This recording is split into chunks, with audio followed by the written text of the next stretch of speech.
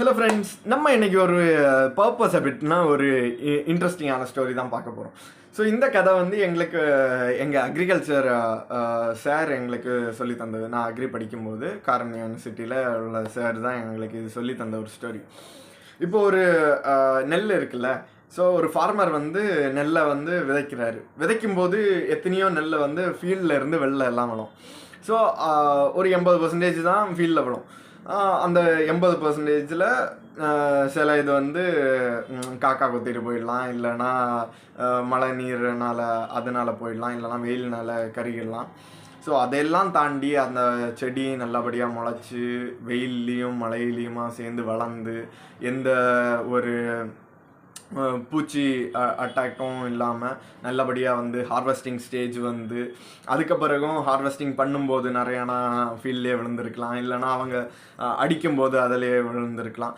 அதையும் தாண்டி ஸ்டோரேஜில் எந்த பிரச்சனையும் இல்லாமல் நல்லபடியாக நம்ம வீட்டுக்கு வந்து நம்ம அம்மா எல்லாம் நல்லபடியாக அம்மாக்க கையில் வந்து அதை சமைச்சு அவங்க நம்ம பிளேட்டுக்கு கொடுத்த பிறகு அதில் நம்ம பாதியை சாப்பிட்டுட்டு பாதியை வந்து அப்படியே கொட்டிடுறோம். ஓகேவா? ஸோ இது எப்படின்னா, அந்த நெல்லுக்கு இருந்தது ஒரே ஒரு பர்பஸ் தான், நம்மளுடைய பசியை போக்குறது. அது எல்லா கஷ்டங்களையும் தாண்டி நம்ம பிளேட்டுக்கு வந்துட்டு அது குப்பைக்கு போகிறது எப்படி? அதோடைய பர்பஸை ஃபுல்ஃபில் பண்ணாமல் போகிறது மாதிரி. அதே மாதிரி தான் நம்ம யாருமே இந்த உலகத்துக்கு சும்மா வரல.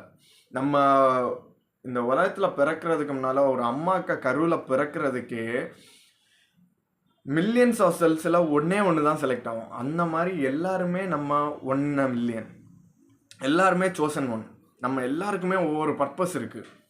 ஆனால் நம்ம அதிலிருந்து நம்ம அம்மாக்க கருவிலிருந்து பிறந்து எந்த விபத்துகளும் எந்த ஆபத்துகளும் இல்லாமல் நல்ல நோய்வாய்ப்படாமல் நம்ம வளர்ந்து நம்மளுக்கு என்ன கடவுள் இல்லைன்னா நம்மளுக்காக இந்த உலகம் கொடுத்துருக்குற இந்த பர்பஸை நம்ம என்னன்னே தெரியாமல் வந்து வாழ்ந்துட்டு சும்மா வந்தோம், சும்மா வாழ்ந்தோம், இறந்தோம் அப்படின்னு போகாமல் நம்மளுடைய வாழ்க்கையில் என்ன பர்பஸுக்காக நம்ம பிறந்தோங்கிறதையும் அது என்னங்கிறது மட்டும் இல்லை, அதை செஞ்சு முடிச்சுட்டு நம்ம இந்த உலகத்தை விட்டு போகணும் அப்படிங்கிறதுக்காக தான் இந்த வீடியோ.